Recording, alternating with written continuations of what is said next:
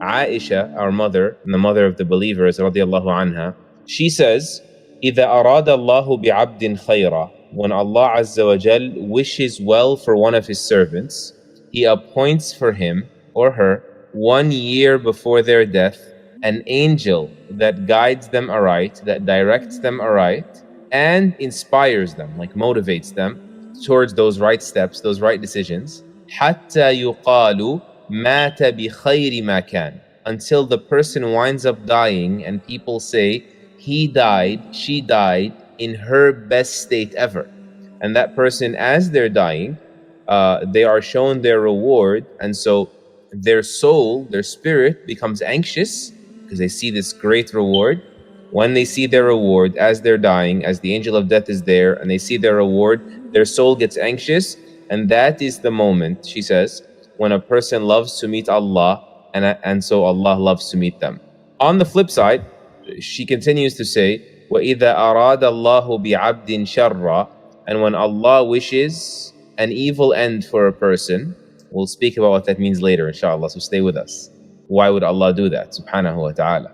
When Allah wishes evil for a person, He appoints for him, He unleashes on him or her a shaitan, a demon, a devil, 1 year before their death, a devil, and so that devil misguides them, confuses them, وَفَتَنَهُ, and tempts them, meaning in the wrong directions.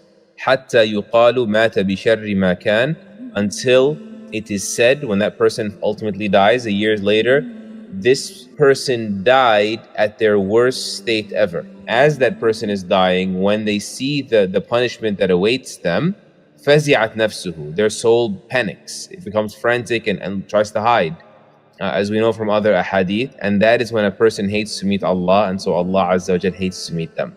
This hadith, I'm sure, has moved you, especially if it was the first time you hearing it. I remember the first time I heard this hadith. It moved me deeply. And that a part of that is because it's your first time hearing it. It's not as famous of a wording as similar ahadith that say pretty much the exact same thing in Bukhari, in Muslim.